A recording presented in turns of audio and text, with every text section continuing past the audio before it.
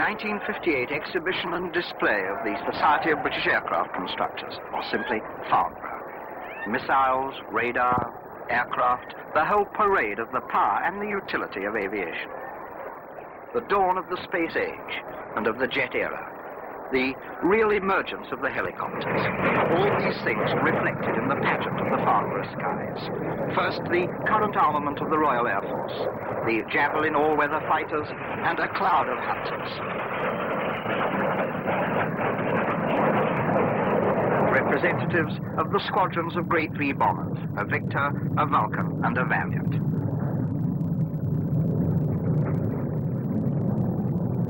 Valiant doing air-to-air refueling.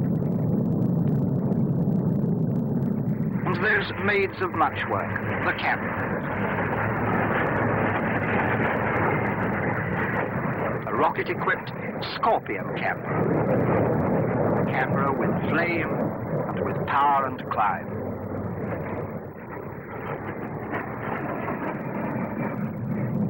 Then quiet utility, the latest Viscount.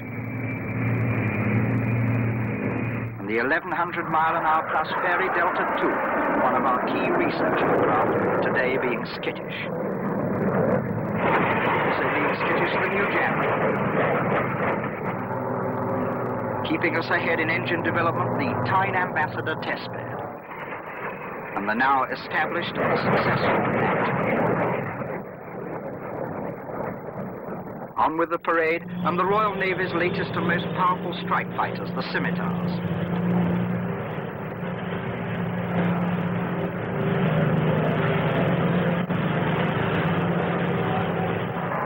Distant patrol post of the fleet, the early warning Gannet.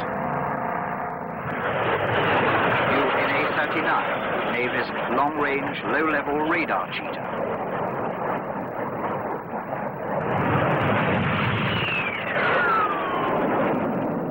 The Lightning, P-1 squads, now in full production, last, they say, of the manned fighters. It can do twice the speed of sound and shows off its reheat with a burst of power.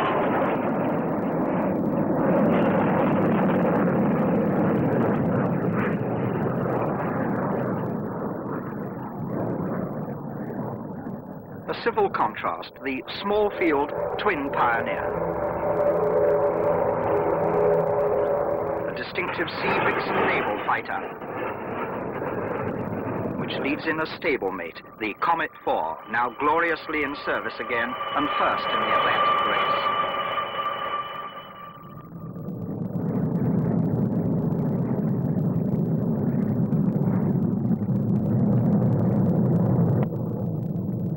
A Victor bomber, showing the new low-level labs or lob bombing technique. Throw the bomb off and then loop and half roll to clear the scene.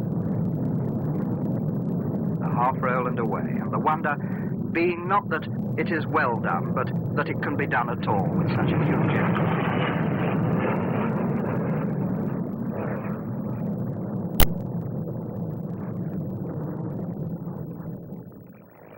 After the Victor, a typical Farnborough contrast, the Auster small canvas aerobatics, always so beautifully done.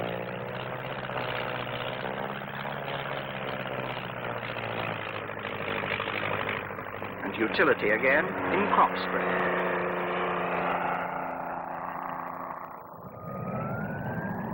Sheer spectacle, the Navy's aerobatic team of Seahawks.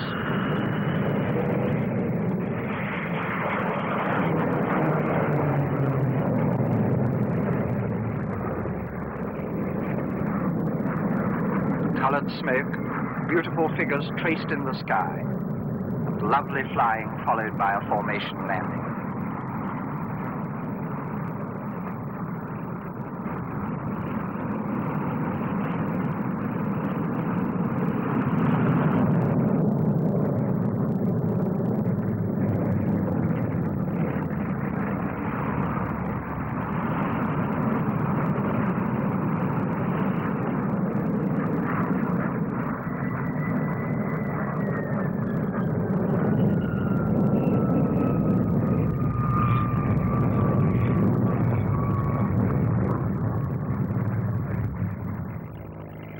Then perhaps the dominating aeroplanes of the 1958 Farnborough, the Copters. The Bristol 192, shown here landing, and as it lands, one engine is blanked off. And with one engine blanked off and flying on one, it gives a demonstration of single-engined reliability.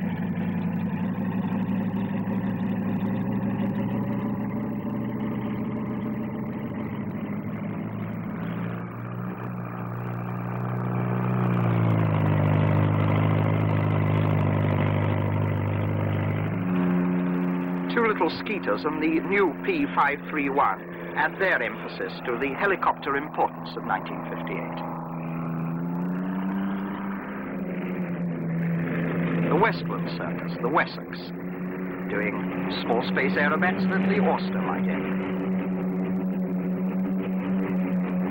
The Widgeon, jaunty and gay,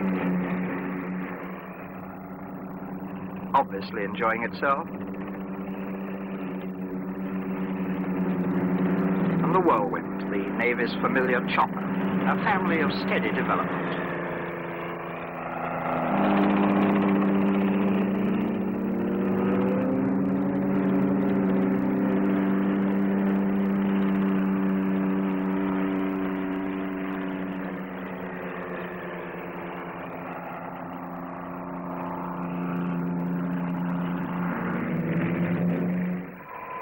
It is this development which has led to the prototype twin-engined Westminster, at the moment looking like a cutaway drawing of itself, but which can be a 40-seater airliner, a flying crane. Indeed, its uses and potentialities are almost endless.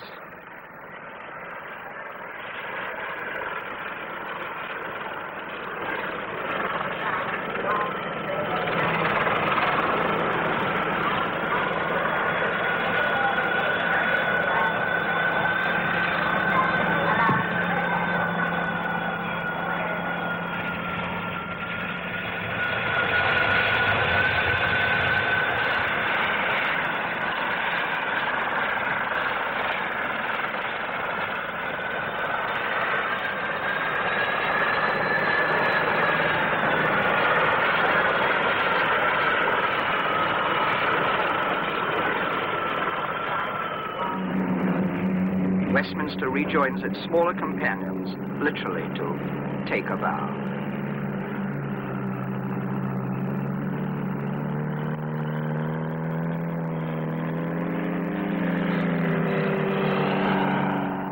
And that parade is followed by the dashing little ultra-light, playing kittenish games with its attendant lorry.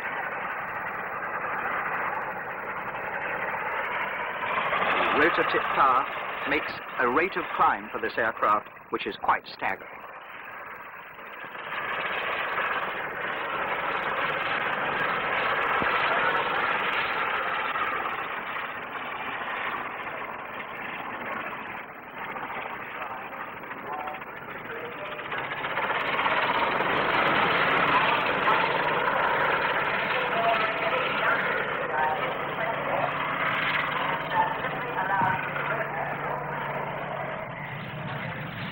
After the impudence, the majesty of perhaps the key aircraft of the show, the Rotterdam. This new idea in direct takeoff flight is a helicopter near the ground and a fast auto-gyro with ordinary air screws when in cruising configuration.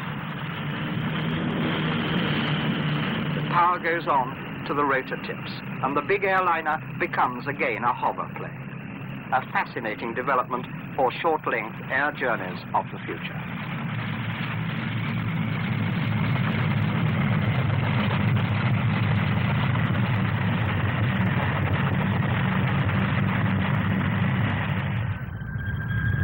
The new Vulcan, the world's biggest delta.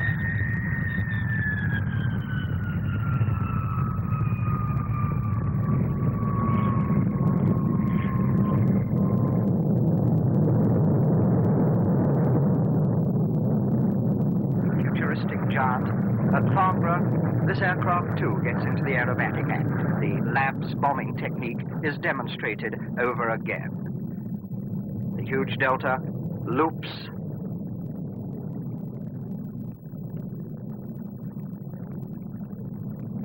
and then half rolls, elephantine, but efficient. A glimpse of secrets, the new standoff bomb carried under a valve.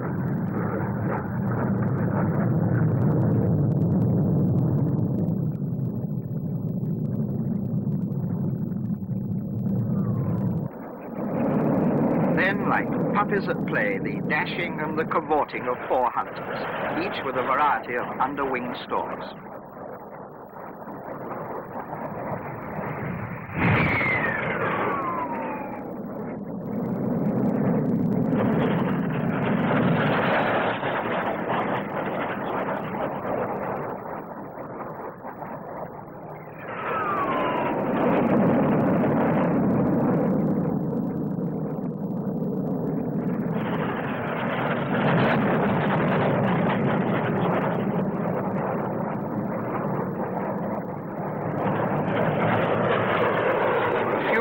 The sky seemed full of hunters, and then suddenly it was. 22 of them from 111 Squadron doing that fabulous formation loop.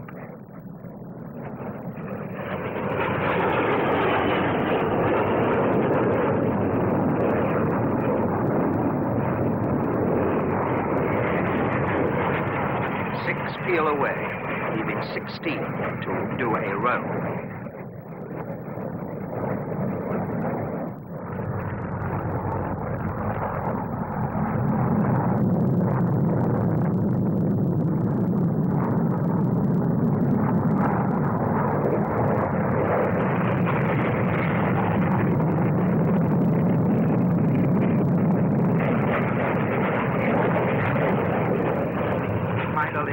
Basic 5 aircraft of the aerobatic team, cutting the sky with lovely curves.